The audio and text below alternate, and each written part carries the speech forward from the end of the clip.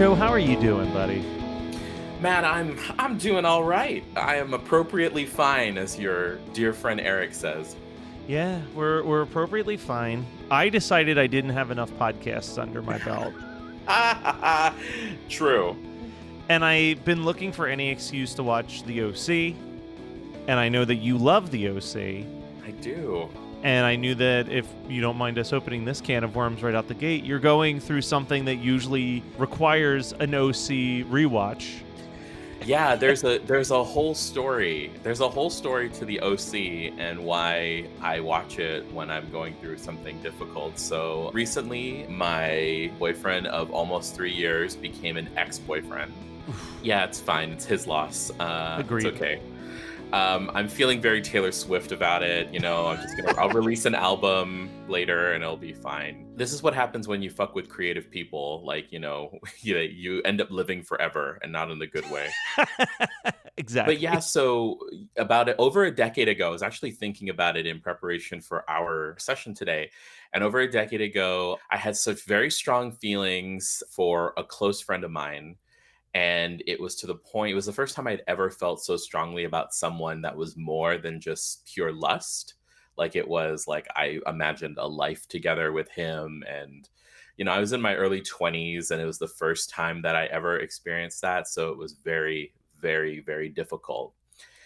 And we went through a friend breakup because he was straight. He's a straight man. So that was part of the complex nature of it all. But we went through a friend breakup and it was difficult for me to understand what that was. And this was at a time, over 10 years ago when streaming wasn't really a thing, was sort of a thing, not really. And I happened to have all the seasons of The OC on DVD. Now, I had never watched The OC past season 1 live.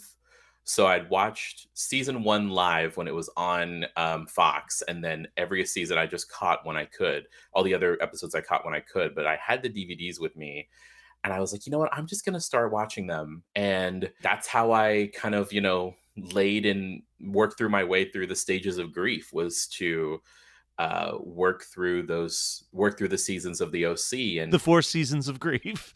Yeah, exactly anger, depression, and it was it's very of its time period. It's such an easy thing just to get lost in, and it like jumps the shark various times in various seasons, several times in various seasons. Here's a hot take. I think it jumps and then gets off of jumping the shark a couple times just in the first episode. Yes. My mood went from like I hate this to I love this like 3 different times in episode 1. I feel like it finds its footing by episode 2.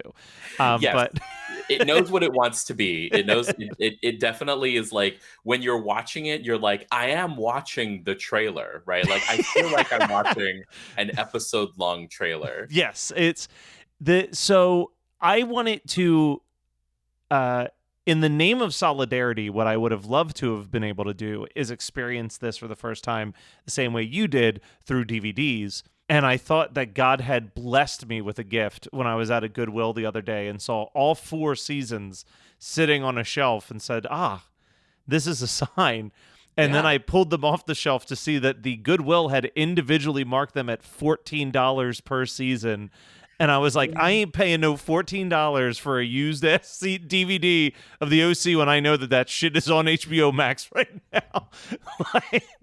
Yeah, no, I mean, that's what, maybe $6 less, $5 to buy less it new on Amazon. Yeah, exactly. No, to buy it new from Sam Goody. I'm like, no way. There's absolutely not. 14 could be a reasonable price for all 4 seasons combined, but individually each, no thank you, Goodwill. What are you doing out there in these streets with those prices? I'll give you 16 for all 4 seasons. Because the season 4 by far has the fewest episodes out of all of them because they were over it by that point. Well, and so bringing up episode count, that's the other exciting thing, because I'm sure that some of you are sitting there going, Matt Kelly and Joe, what the fuck are you thinking adding more podcasts on your plate? And I think that one of the things we were thinking is 92 episodes and then we're done with this show. Yeah. Like, Yeah. so, It kind of pisses me off a little bit that they didn't just try to like pump out 8 episodes, just to get but that like smooth 100. Yeah, that yeah, but syndication like by the number. time you get to season 4 though, like you'll by the end of season 3, you will be like you will also be ready Yeah. for the end of this. I've heard that from not just you, but multiple other people that I've told that we're doing this journey. I should give a quick disclaimer up front, though. So for the people who are listening to this, in the name of the crazy schedule that Joe and I have, we are bulk recording a lot of episodes, and that means that for pretty much, I would guesstimate the entire run of this podcast, we're always going to be a couple months behind what's happening in the real world. And I say that just because, we might make references to things that end up feeling dated by the time this episode comes out. And, just give us some grace. And Joe, I'm curious, do you think Betty White's going to make it to be 100 years old, or like, I was gonna say, I'm planning this trip to Ukraine in a little bit. I can't wait to go. do you think King Charles will ever get to be in charge of the throne, or like, Yeah, exactly.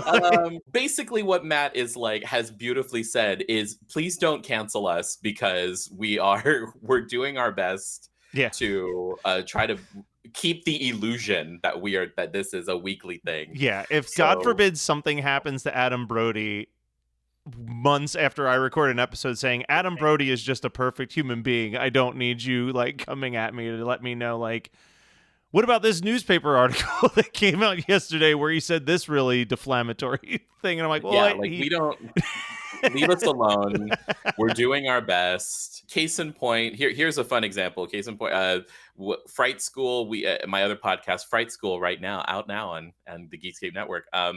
We did every January we do a franchise, and in January of 2021 we did The Purge, which, if you remember, January 2021, there was, this thing called the insurrection that was like our own like real life purge. So, and we recorded in bulk yeah, the those first episodes episode. felt they felt weirdly prescient Yes. listening to them. All right, I think that we've given a good example of what this show is. You've come up with the name of this show, which we're calling White People Problems, and within 2 episodes, that's all I've watched so far is 2 episodes. I get it. White people problems. Yeah, so white people problems comes from the idea that, like, as I'm watching this, it's like it's part wish fulfillment but also just part diversion, and there's nothing quite like getting lost in like the white people problems of the residents of Newport Beach with their too much money and horses with alopecia and potential insider trading and securities fraud and the all these things. So that's why I was like, we should do this and we should do it this way, because this is exactly how I see the show, is that it's more a commentary on class than anything, because when everybody's white, the only thing you can really talk about is class. Yeah, no, I think that's fair. I think that's very fair. So I hit play on this episode, and there's no credits, nothing. We get a cold open right out the gate, and the first line of dialogue is already exposition, and I'm rolling my eyes where he's just like, as your big brother, which is a sentence that I have never once, as a big brother to 3 siblings, I have never started a sentence stressing, well, as your big brother, I think it's time that I blah, blah, blah, blah, blah. See, but like, you're gonna do that now, aren't you? You're all like the time. gonna find a way to shoehorn it in. As your uncle, like speaking to as ex family member. Yeah, this is a very dramatic opening sequence, and something that I pieced together right away is one of the first shows that you introduced me to, and it's worth bringing it up because it's also a little bit of the inspiration for this podcast, was the Gilmore Girls, and thus also the Gilmore Guys podcast. Mm-hmm. I noticed one of the big differences is that I would say that Gilmore Girls was a comedy show that occasionally had dramatic beats, and I very quickly learned that the OC is a dramatic show that sometimes has comedic beats. Yeah. I'm nothing if not a person who loves balance. But yeah, we have this opening scene. We're introduced to Ryan. We're introduced to his brother Troy. Trey. Trey. They are stealing a car and immediately getting into a police chase that like literally ends with them getting hit by two police cars from different. It is so over the top with how they set up the beginning of this character of Ryan. And yeah, I'm starting the show kind of rolling my eyes a little It, bit. it's the most McG thing ever. It really is, but it's Doug Lyman kicking this shit off, which I mean, like, this is a guy who did Swingers, like but then he did Go. So I guess that makes like, this is fresh off a Go, but Yeah, so it's just like, okay, so let's figure out like what are we trying to do? What are we trying to say here? yeah, And I actually don't know the history of like when this. I think it premiered in August, probably August or July, because it mirrors the school year as most shows of Fox at this time.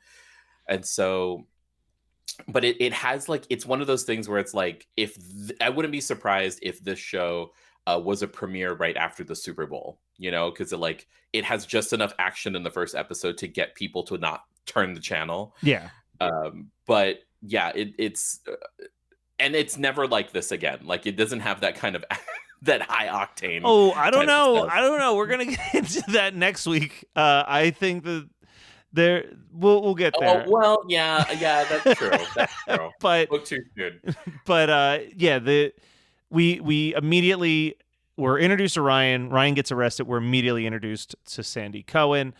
He has a great line. Pretty much the first thing he says: "The court's assigned me to be your defender. You could do worse." Yeah. Which I gotta say, right out the gate, really, really just like Sandy Cohen. Like, Peter Gallagher is just so instantly likable in this role, and it's kind of like what you hope of a public defender, which is like a public defender who really does want the best for his clients and is understanding of his clients' circumstances with their home lives and stuff like that. And, he's just very, very likable. It's also during this scene that Ryan states that he read an article recently that said that Social Security is going to run up in 2025, which really made 2 years away. Yeah, 2 years away. It seems feasible still here in 2022. I mean, stranger in the intervening time since this episode premiered, that so much has happened.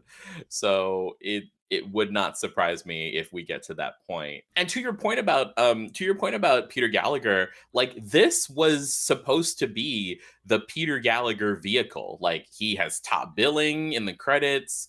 It centers around him. He is supposed to be like, he's billed as like the dad star of this, like Alan. He's the Alan Thicke. But they had to know. They had to know, even making this show, that they were about to put like 4 of the sexiest teenagers on one show. That the main audience that was tuning in wasn't going to tune in to see what Daddy Cohen was up to. They were going to be checking in on the rest of the cast. Yeah, it's very like it would be like if you did this now, like it would be Milo Ventimiglia. Like, basically it would be someone like that from it's the service to the folks of that generation. Yes. So yeah, no, I can understand. You enjoyed the Sandy Cohen of it all. Yeah, I like the Sandy Cohen of it all. We meet Ryan's mother and stepfather, and man, it's like this kid's getting punched in the face. He's getting thrown out of the house. And what made me laugh, possibly shouldn't have laughed, but we've had all of this drama in the first 5 minutes, and then suddenly it is just the most chill-ass, cheery California by Phantom Planet. The first song we hear in this show, it is not the appropriate song for the footage that we've just seen, but I mean, we just did an episode at the time that we're recording this. I just did an episode on the song California by Phantom Planet for One Hit Thunder, and like, this show made that song a hit 2 years after it was released. Like, that song came out in 2001 and was barely creeped into the top 40. It was like 38 was where it peaked out. But after this show, it was an unavoidable song that you heard everywhere. Yeah. Anytime you walked into a Hollister, an American Eagle, a Aeropostale, like any mall store that sold basically the wardrobe for the kids of Newport, you heard this song. Yes. So Ryan's making a bunch of phone calls. He's trying to get someone to take him in now that he's been kicked out of his house. And in a last ditch effort, he calls Daddy Cohen, and there's this establishing shot, not even an establishing shot. It's just Ryan is sitting outside of this like liquor store corner shop. And I spent more time than necessary trying to decide if I have actually seen or been at that shopping center, or if just every shopping center in Los Angeles looks exactly like that one. And I never really came to a conclusion on that question. No, you're correct. Also, like he is easily in his mid to late 20s. I'm not Oh, sure of his age at the time. listen, if we're gonna talk about ages, we gotta wait until Seth gets introduced because But like he looks like, looking back on it now, like he looks like a grown ass man, and he's sitting there with his BMX bike, yeah. like trying. Like I'm like, oh no, sweetie, no. And then Sandy Cohen comes in and they stuff it in the back of. I'm assuming it's his Beamer, right? It's a BMW. Sure. Yeah, whatever luxury Yeah, car. podcast hosted by the two least knowledgeable car guys on the internet. No. I like this scene of Sandy Cohen driving Ryan to his house. Obviously, this is my first time watching the show, but I know the opening credits well enough to realize that even just half the scenes that Ryan sees looking out the window become staples of the actual opening credits of the show, which I think is actually pretty cool. Like, I like that they found a way to work those shots into that drive-by sequence so it's not just like generic Orange County stock footage in the credits with no real weight. It actually adds a little bit of weight to that because it is, I don't know what this show ends up being, but from what I'm seeing right now, it definitely feels like we are seeing the OC specifically. We're supposed to be seeing this specifically through Ryan's eyes. Ryan is kind of our main protagonist that we are following and rooting for. Yeah. And I think that his visions driving through the OC for the first time, becoming the opening credit, seems to further stress that in a very weird symbolic way. Yeah, this is kind of how I want. This is kind of like one of my the most perfect cold opens for like any drama series, soap, like nighttime soap opera. Yeah, just because it truly tells you what this is about from the get-go, and then that ties into every single episode moving forward, at least through the first season. And then as things change, the dynamics of the characters interplay with one another, they grow, you see how that grows a little bit. But in the first season, you are hit over the head with the fact that this is a fish out of water story. yeah, and it's a coming of age fish out of water. We are ready. We know exactly what we're getting ourselves into. Yes, for sure. So we get to the Cohen's house, and this is when Sandy's like, "Hey, I'm going to need to go inside for a little bit because I haven't even taken the time to warn my family that we have a new child living with us." And as Ryan is waiting outside, we meet Marissa Cooper. Mm-hmm. I don't know if this will come up in every single episode, but I do want to highlight things that I got wildly incorrect on my assumption of this show. I, for some reason, always thought that Seth and Marissa were siblings, not neighbors. So that was my first real shock was, oh, this is the next door neighbor. Joe, I would say that you are way more in touch with the almost TMZ-esque celebrity gossip world of things. You seem to always know what's going on, what happened. what happened with Misha Barton? Because when I clicked into her like Wikipedia page, this girl who I remember being like an it girl when this show dropped Mhm. has just a Wikipedia and IMDb filled with things I have never heard of, like movie and TV show wise after this somehow. You know, not to get again, thank you. I appreciate the kind words. I may completely bungle this up, but my perception of what has happened like post OC was just the fact that like she was she was getting into a lot of trouble outside of the show and ended up needing to leave, and all the myriad of issues. Like she was definitely there's some truth in the party girl aspect of Marissa Cooper that she was able to play into, especially of that time period. Gotcha. Some people handle fame differently. Like she was very much the stereotypical ideal of cis female beauty at the time, at least being portrayed on television. And I don't think she handled it well. I know she didn't handle it well, and she said as much since. But when in speaking about the OC, and especially like because I hear like are they going to do a reunion? It's like, well, no. Like she is the one person who's like, we are not doing a. I want nothing to do with this show anymore. Um, and I don't think it. And Seth Cohen, Adam Brody has said as much. Like everyone's pretty much said as much. Is that like it's a chapter that they don't want to revisit. And I think that of the people who definitely shouldn't be revisiting that, it's her for sure. Okay, fair enough. And you mentioned Seth. Well, I guess we'll get right there because the next morning we are introduced to Seth Cohen, and I wrote down that Seth's introduction might be one of the most perfect character introductions I've ever seen. Yeah. I almost never immediately like a character as quickly as I liked Seth Cohen watching this.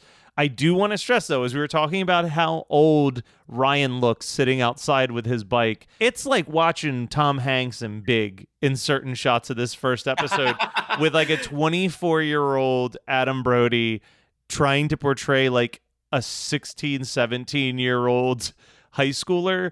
And it's just like, it just feels weirdly off. Like, it's just like, boy, you are too old to be this weird and awkward and childish about stuff. Yeah. To be like plugged into your living room television, sitting in your pajamas, sitting crisscross applesauce, like with, crunching down some cereal in the morning. Like, yeah, it's like, ooh, this literally, like, I get it. You're trying to play young, but I feel like when you were asked to play young in your head, you're like, so 12, got it. Like, it's just channeling. And even like throughout the rest of the show, he doesn't come off that young. Like they really, this first scene, it's like, is he supposed to be 13? Like, how old is this character supposed to be? But he is so likable. They go out on his boat called the Summer Breeze, which is a little bit creepy. A little bit creepy to name your boat after a girl who doesn't know you exist, and have who you're obsessed with. And look, I know that I'm 2 episodes deep right now. I don't get it. Maybe I'll come around this summer, but like, I think both episodes I wrote down the note, man, summer sucks. Like, yeah, I don't understand it. And once we get to episode 12. Okay. You'll understand a little bit more. Okay. Well, we'll wait for that day to come. But yes, they do end up going to a fashion show at this point to see Hold on, Marissa. no, it's an annual fashion show for the battered women's shelter. Jesus Christ. It's like welcome to our annual fashion show, all funds go to support the battered women's shelter. And I was like, this is the most tone deaf bullshit ever. Well, one of the notes I wrote, I'm jumping down a couple of notes, but you'll appreciate my one note says the library is open backstage at this fashion show, and it's the woman saying if she had a chest to hold it up, maybe she'd be wearing it. It's called puberty, dear. Like, I was just like, holy shit. But yeah, I do love this weird fashion show sequence because this is that moment where you're like, okay, this is fantastical. We are like living in a full-blown fantasy world of like the high school experiences of the children of Newport Beach at this Yeah. moment. Like it's wild. There's two lines in this particular episode that I wrote the quote and followed it with only in 2003, baby. And we get the first one of those when Luke says, "Suck it, queer." And I Yeah. thought, all right, well, there's You that. keep please keep note every single time those every single time you hear like a homophobic slur, Yeah, just let's keep a tally. we'll keep a tally for sure. Yeah. Because again, you know, my friend Ashley said this one time on an episode of Horror Movie Night. She was a guest on the show, Ashley Robinson of the Geek History Lesson podcast. Go check that out. She was talking about how, you know, in 2000, when you get to the 2000s, you sometimes think that we were more progressive at that time than we actually were. And all it takes is watching something like an episode of The Mole and realizing how just blatantly homophobic things still were on television. And this was definitely one of those moments because I literally don't think you would hear a line like this in a TV show now unless it was intended to be, hey, this character is a homophobe type Yeah. hate crime line. You know what I mean? Like just saying it casually to a guy that you don't like in your class is like, I don't think we will. And thankfully, I don't think we'll ever see that again on a TV show, and I'm a-okay with that personally. I don't know your opinions on it, Joe, but I assume same. Well, It's to like your point, right? innocent It's but like, like shitty simultaneously. yeah, to your point, the argument, well, not the argument, but like the prevailing thought, especially around like creatives and people who write television and who are writing about those experiences, is that, you know, we can you have a show where we're dealing with homophobia, but we're not saying queer or faggot or anything like that? Can you have a show where you're dealing with racism, where you're not saying the N word, or you're not saying, you know, those things? Yeah. And then also too, like, you know, can you have stories about like queer people, black people, brown people, where the trauma is not at the center of it, No. right? And And that was I remember that being something that when I was watching something like Happiest Season as a straight person, I was like, "Oh, that's a cute little Christmas story." But then as I talked to more and more of my queer friends, them all saying like, "Yeah, it's cute, but like I'm so over the, oh, how do I come out to my parents story at this point." And so yeah. and I get that now. And now I like look for that. I'm like I'd rather just watch a show where a character's sexuality is almost like the fourth most notable thing about the character. You know what I mean? Like Did you watch Heartstopper? I didn't. Oh, Matt, you may need to watch Heartstopper. You specifically, because you keep talking about like you keep talking about Let It Snow and like you need to watch All Heartstopper. right. All right. But Heartstopper addresses the like the thing I loved about Heartstopper is that it talks about the idea of coming out and like the how that is fraught, but not from a place of like homophobia, from a place of like I am unsure if this is who I am at this moment, though the feelings that I have are undeniable. So it's that Ooh, extra layer that's that I like I like feel, that. yeah, it's the extra layer that like queer people have, especially really young queer people, because it takes place in a secondary school in England. So it's like, you know, I am pretty sure that I am still like this, but I also have these feelings that are undeniable. So how do I negotiate that? And there's a trans character in Heartstopper where like the fact that she is trans is just like incidental to the show. We deal nothing with her trauma, but she still has a very rich storyline. Yeah. I And so like that's one of those ways where I'm like, okay, this show for what they're doing it really well. And to bring it back to like the OC, it's like, how do you note that like how do you know note that Luke is an asshole, but like he's a problematic asshole, but at the same time, like, you not use any of the epithets. And for me, in this time period, you can't, Yeah. because it's at the height of privilege, like it's the height of his privilege as, like, cis straight white male, like captain of the water polo team. I don't think it comes out in this episode, but he is obviously the captain of the water polo It's team. literally the next episode it comes out that he's the captain of the water polo team. It is something. This is definitely, it's something to think about. I'm definitely going to have to check out Heartstoppers. And I think that the sexuality thing is an interesting thing to talk about. I was just having this conversation with a friend the other day where I was talking about how, like, I would never say that I am asexual, but I think in comparison to a lot of the other straight men that I know, I feel like I'm asexual because it's not as Mm, much of a, like, even like guys from even like high school, like there was such this like American Pie hunt, like I need to lose my yeah, virginity by X, and I like never had that.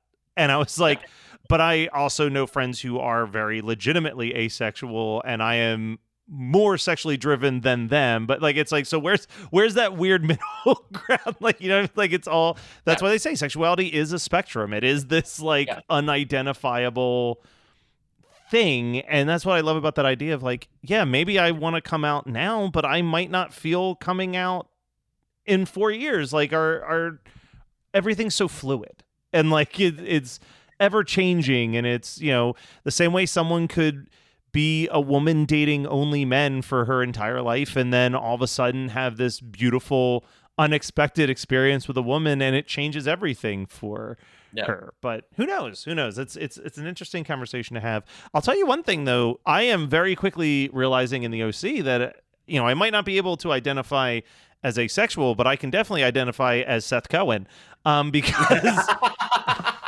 because so many things that he says, I'm like, yeah, that's me. And the big one that like sealed it for me in the first episode is when Summer first walks into the party and he's talking to Ryan. He's talking fast and very neurotically. He has a very like almost Woody Allen-esque cadence, Yes. but he says like, she's over there, don't look at her. Well, like, you can look at her, but don't act like you're looking at her. And I'm like, I feel like I have absolutely used that exact like wordage to somebody. Yeah. Like, I think the Yiddish word is nebbish. yes. It's very Woody Allen, like very nebbish, very neurotic. Also, too, like, so here's the thing. Like, I'll just come out and say it because it's the first episode, so it's establishing everything. When I watched this the first time, during that first binge, like the OC was truly the first show that I ever binge watched, and at the time, I was like, oh my God, Seth Cohen, my ideal man. He looked like the guy that I was obsessed with at the time. So like that was part of it as well. There was some like wish fulfillment there. And I wanted someone to pine for me in the way that he pines for Summer. But like watching it now, like Seth Cohen is the whiniest bitch. Oh yeah. Like like how like the whole like he keeps talking about how bad Newport is and how like the privilege of everybody and all these things. And I'm like, bruh, you are like also Well, like, you are also do a part of but it. I feel like in both this episode and the next episode, he gets called out on that by different characters. Even, Yeah. I mean, in this episode, Sandy gets called out on it. You know what I mean? Like, Hmm. Sandy makes a comment where he's like, I just want him. Maybe Seth needs to meet someone who's not part of this rich community, and Kristen's like, well, you're certainly living off of the advantage of being part of this community. You Yeah. know what I mean? Like I do think that is for episode one. Like, as much as this show I think can be pigeonholed as this very weird teen drama soap opera, like it Hmm. is projecting some really heavy identity questions like that, where Yeah. like I do like that, where Sandy Cohen is a guy who is not afraid to take advantage of the privilege that he has, right? Like, if he wasn't living in this mansion of a house with a very wealthy wife, he also wouldn't be able to bring in this kid off the streets into his Yeah. home. But because he had a background of being someone who came from nothing, he does feel like he can't ever identify with the trust fund kids that are Yeah. filling this town. Like, And then you have Kirsten, who, is a Newport local, like Newport baby through and through. Like she grew up there. Her father is the king of Newport, is one of the leading developer of real estate developer, and she's in the family business. So like she is very aware of her privilege, and to her credit too, she doesn't she falls into it in the future. I'm trying not to get too Yeah. spoilery as we go on, but like in this moment it's just like, well, as she's calling Sandy out, it's like, you know I'm just trying to keep I'm just trying to keep our family and our son safe in the way that I know how, and the way that makes me feel safe. Well, Like and it, yeah. no, I can't remember if it was this episode or very early in the next episode, but I did write down that they are doing a fantastic job of like a lesser show would make Kirsten a villain right out the gate. And Yeah. and they do a great job of making sure that you're seeing this through her being a protective mother's eyes more than anything else. She doesn't wish bad on Ryan. It's not like a get Mhm. him back where he belongs because that's where like all those riffraff should stay, but more of just like this guy's been here for 24 hours and my son who has never really done anything to toe over the line is like got black eyes from being in a giant fight and is drunk for the first time. Like, like a mother would be immediately turned. That could have been Ryan could have literally just been another high schooler from Newport Beach and she would still be like, I do not want this kid in my home. You know what I mean? Yeah. Like, Yeah. so I do respect that aspect of her. We do have the party scene. So the fashion show kind of comes and goes pretty quickly, all things Yeah. considered. It's almost like it is very distinctly a plot device of we need to get Ryan to a party. How do we do Yeah.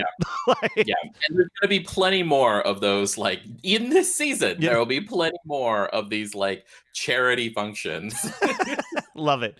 I hope that the charity functions turn into like what charmed me so much in Gilmore Girls, which was just Stars Hollow having 1,001 different traditions that are just more and more absurd every season. um, I'm gonna hold my tongue on that. Will you'll be the judge of it. okay. It feels like every episode is a different thing. It's So we go to the party at the We beach go to the party house. at the beach house.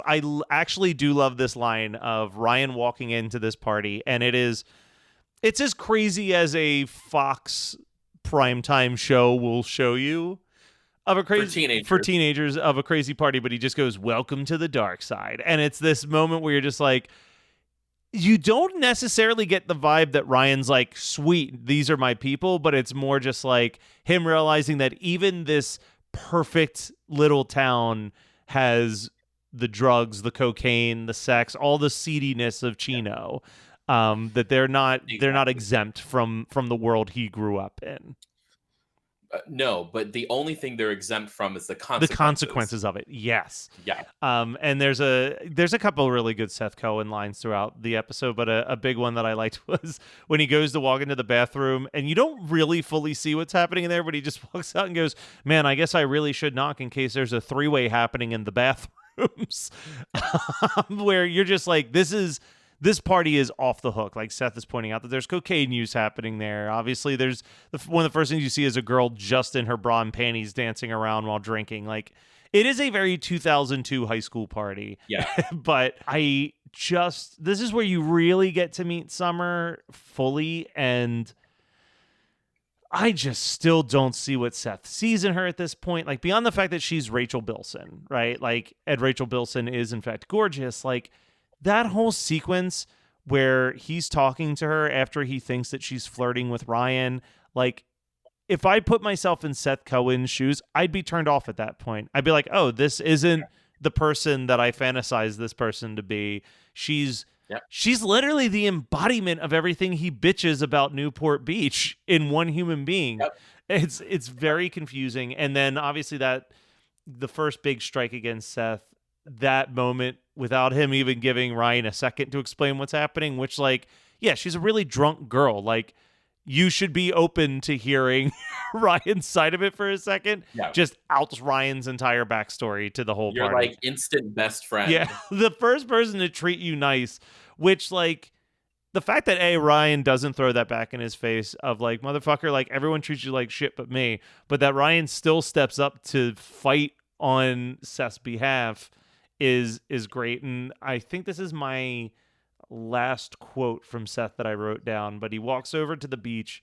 Luke and all of the water polo jocks start roughing him out, roughing him up, and he goes, "Yeah, but you like really wouldn't want to hurt me, right? Because that would be so cliche." And then they pick him up and he goes, "Okay, so you guys are friends of the cliche." It was at that line that I put down, like, I feel like someone else is writing Seth's dialogue compared to the rest of the characters of this show, because it is almost leaps and bounds more like wittier and funnier, unless the only other thing I can think of is unless Josh Schwartz literally sees himself as Seth and gives him the best lines. Like, I know Kevin Smith always said that with Clerks, he wanted to be Randall so bad that he made sure that Randall had all of the best lines in the first Clerks movie. Like, he was just like, that's the person I want to be, so he needs to be the wittiest and funniest person. And then, like, everyone else's dialogue kind of was on the back burner to him on priorities. No, yeah, I agree. I think that that's also one of the ways that they set him apart from Yeah. everybody, because he is witty, because he's very sharp, he is attuned, he's an observer of the world. Like, he's not a participant, he's an observer. And because of that, he gets to have the commentary on everybody else as they're, doing all the things that he wishes he could be a part of, but just doesn't know how to be a part of it. Not until Ryan gets there, at least. No, I think, yeah, that, and, they get beat up. I wouldn't say they won the fight. And this is the second thing that I always incorrectly assumed about the show, which is that Luke yells, "Welcome to the OC, bitch," which I knew was a line from the show. Perhaps because Hmm. of Snooki and the Jersey Shore, I always assumed it was a girl who said that line. It just felt Yeah. like a drunk girl line to It's a me. drunk somebody line. Yeah. But yeah, so we get that line from Luke. They go back to the pool house, and I really do like the aesthetic of this pool house, which is massive for a pool house. But I specifically like Seth is like falling asleep on what looks to be like a couch that's built out of pool chair cushions, Yep. and I love it. I'm like, I love the look of this. I feel like that would also be super comfy to fall asleep on. Love that there is like the centerpiece of this entire pool house is like a bed Yeah. in the middle. It's just a bed in the middle of the Yeah, room. it's been 24 hours. They either already had that bed in the pool house, or Or it's like they it's moved it or it's so a quickly. couch. Yeah. Yeah, they moved it so quickly, or it's a Yeah, couch. it's so, Because like, why would you have a full ass bed in your pool house? I mean, another It- Gilmore Girls throw to, why do so many shows with rich people immediately have them converting pool houses into mini apartments for teenagers? It's again white people problems. That's why we call. That's why I was like, this show is white people problems. Seth drunkenly falls asleep. Ryan goes outside for a cigarette, which he's not allowed to have on the Cohen property. So strike on Ryan. He's breaking the rules. And that's when he sees that, oh, cool, Marissa's friends also suck. And they're just going to kind of leave her out in the middle of her driveway. This is where we get another very 2003 line where they use the hard R word to describe how Marissa can be when she gets drunk. Yeah, yeah, that was God, I fell out of my chair. I was like, oh no. I mean, I guess we're going for it all. We're going for it all, man. Yeah, which again, episode 2, we really don't get any of those things. I was like, all right, so maybe they're going out hard on episode 1. But one of my notes after that scene happens, I wrote, man, Cooper's friends suck too. Is this show just about how everyone but the Coens and Ryan suck in this town? For the most part, my friend. And then it's the next morning, and of course Sandy Cohen is a surfboarding lawyer. Why wouldn't he be a surfboarding lawyer? Him showing up to just be like, babe, the waves. Like, I was just like, oh man, I'm even more endeared to this character, but that is such a funny, unnecessary thing to throw into his character.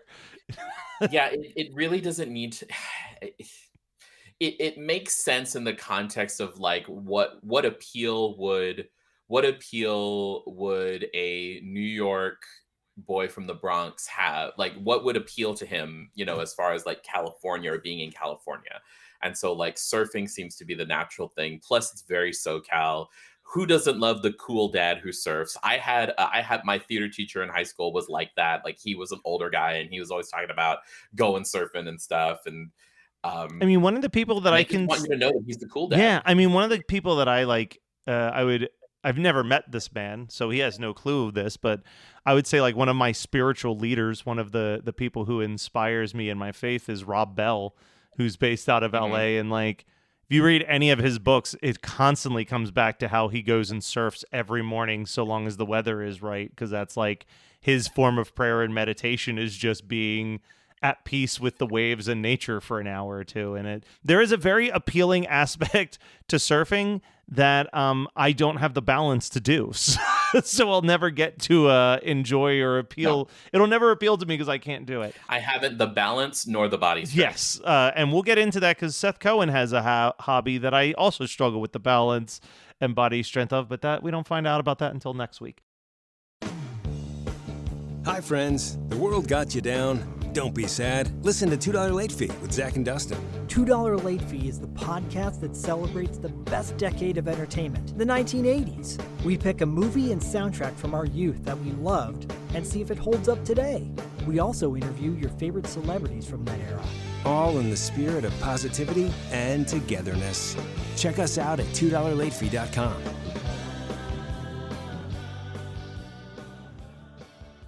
Now, one of the things that I do distinctly remember about this show, as someone who didn't watch it when it was airing, was that right out the gate, everyone talked about the soundtrack of this show. This was like Yep. one of the soundtrack shows. So I've been making sure to write down every single song that has appeared in the show. We'll just call this, I don't know, we'll call this segment like the music of the OC. But I'm not going to include California by Phantom Planet every single week, but this has a little bit more of a highlight spot in it than just a normal opening credit song. So we get California by Phantom Planet. When Ryan and Seth are hanging out on the boat, we get to hear Slightly Stupid, Sweet Honey. The fashion show song is called All Around the World, the Punk Debutante by Cooler Kids. Mhm. They walk into the party scene and the sweet sounds of an early pre-Fergie Black Eyed Peas is playing with Hands Up. When they're talking at the party, we hear I'm a Player by the KGB. During the beach fight, we hear Maximum Roach's song Let It Roll. There's a very sweet scene where Ryan is carrying Coop into the pool house that is soundtracked by Mazzy Star's Into the Dust. I actually missed one of these. When they jump into the truck to go to the party, All American Rejects' Swing Swing is playing very loudly.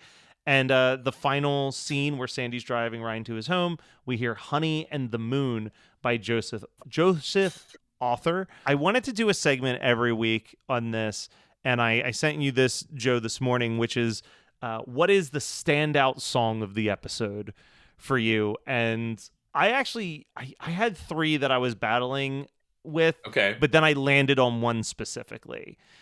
Okay. So I had two that I was battling with. I like the way that they introduced the theme song, it's perfect for it because it's like it's all exposition. It's the introduction to the character, it's the introduction to everything, and I think it's just a perfect use of it. And that's the California by And Phantom that's one of the Planet. three that I was juggling. I had that on there for that reason too. Like we're never gonna Yeah. it will never be in the contention for song of the episode ever again after this, as far as I know, unless it's in like the final No. episode somewhere. But No, no, no. Like that this is to me, like the second one was Swing Swing because I just think like so it's just you're perfect. hitting the beats. Swing Swing was what made me want to do this segment originally because it is 2003. Like that is Yeah, it's before the All American Rejects really got like it's before Dirty Little Secret, it's Move before, Along. it's before their hits. And so it's just like it's that perfect sweet spot of like, oh, like, I could easily say that like there are people who probably their entire personality was the soundtrack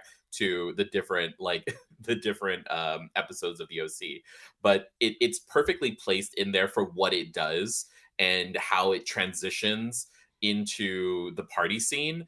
But because it's the first episode and of just like setting everything up, it's Phantom Planet for me. Okay. It's the Phantom Planet song. Okay. So Phantom Planet and Swing Swing were on my list, but I'm going to go with a song that I literally didn't know until watching this episode, which is The Honey and the Moon by Joseph Author. There's something about the sound of that song, the sadness to the song, the way that it's framed with Ryan leaving. Now, obviously, we're watching episode 1 of a season of television, so we know that something is going to stop Ryan from not leaving the OC.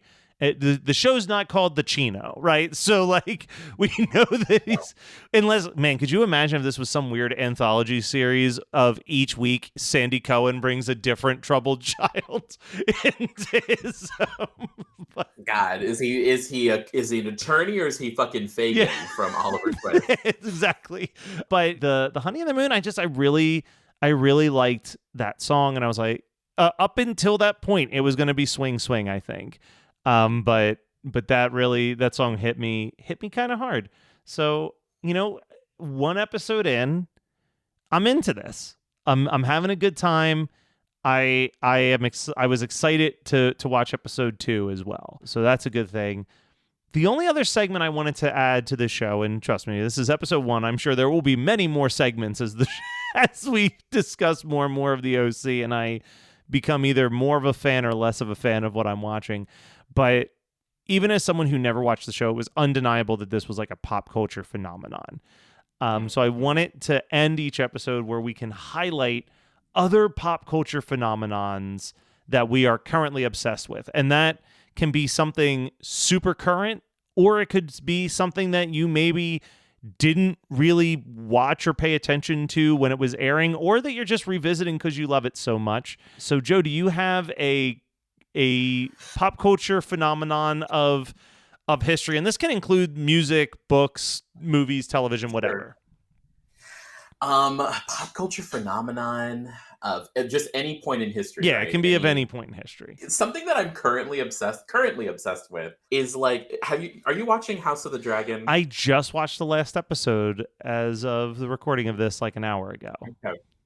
So this will probably be old hat by the time. This will definitely be old hat by the time it comes out. But the one thing that I'm really obsessed with is like, I really want to order at a bar a Negroni sfagliato with prosecco, like sfagliato, but like, because it sounds tasty. But I'm just kind of like waiting because I don't want to be that person who like goes to a bar and is like, "Can I have a Negroni sfagliato with prosecco, please?" And that's the current thing that I'm obsessed with, is like getting the courage to order this drink, but then like not feel that anxious need to qualify that like, I'm not doing this because of the meme. I'm doing this because it sounds cool and I've never heard of it before, but I guess that's like a part of the meme. And so I don't know, maybe I'm a poser. I don't know. I don't want the drink anymore, and like walk out. You're like, I want to wait until like a couple months pass and it's not what the bartenders are having people order all the time, and then it's just like,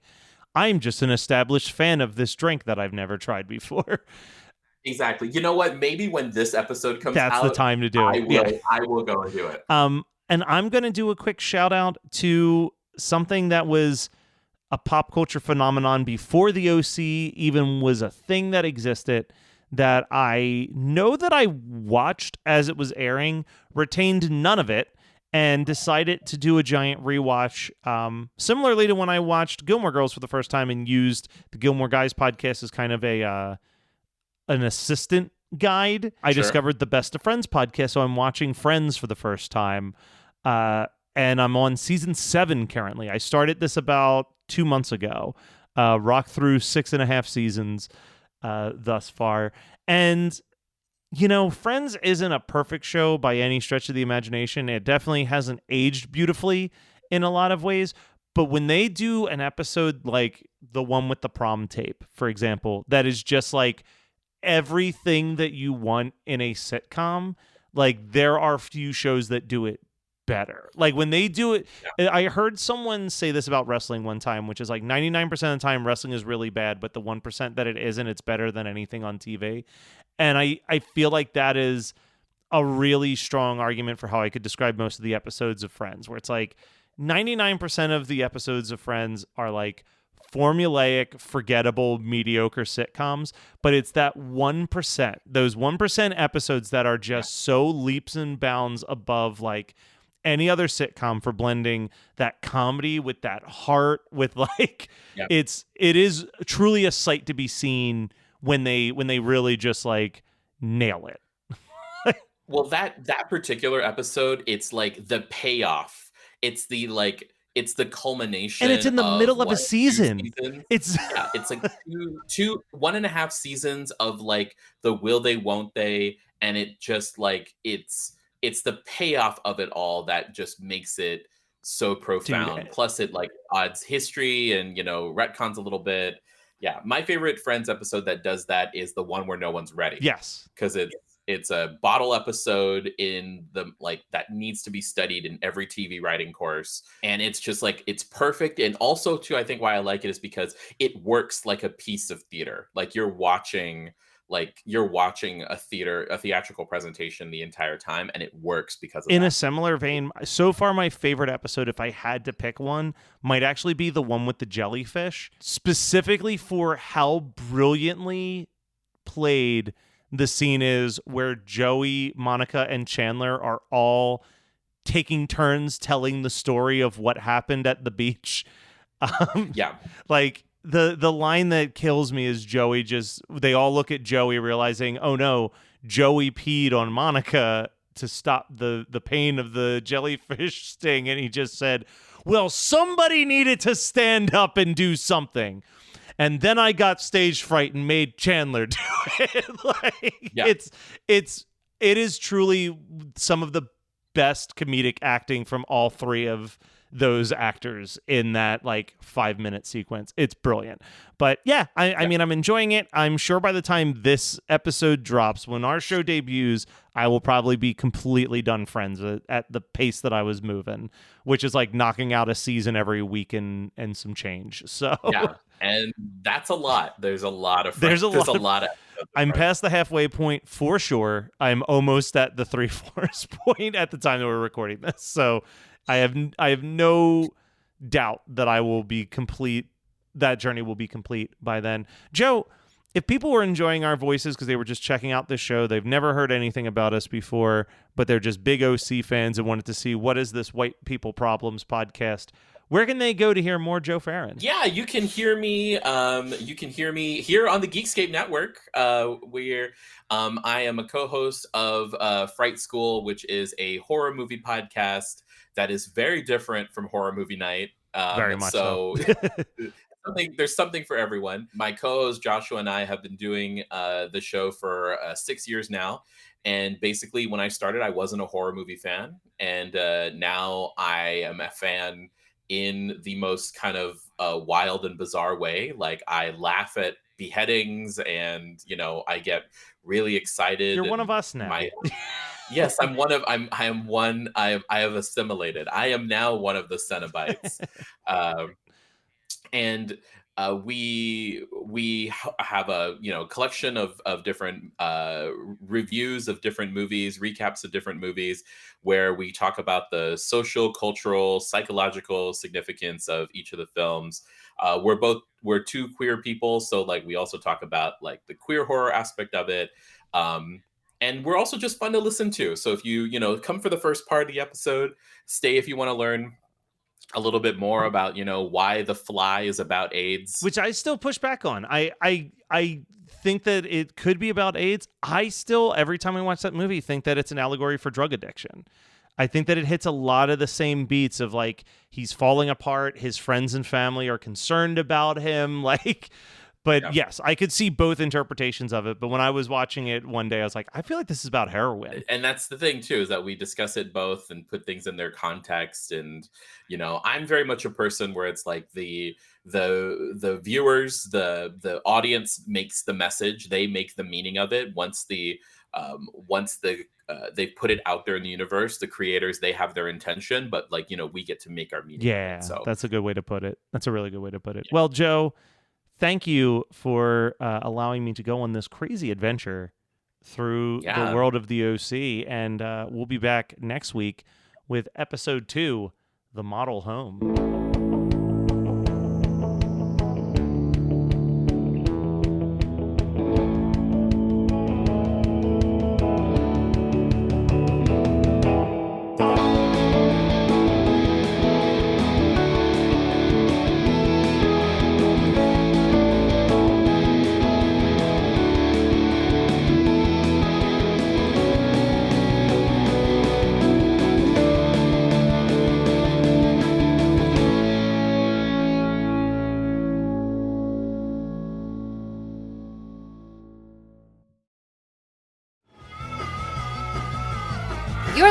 to the Geekscape Network.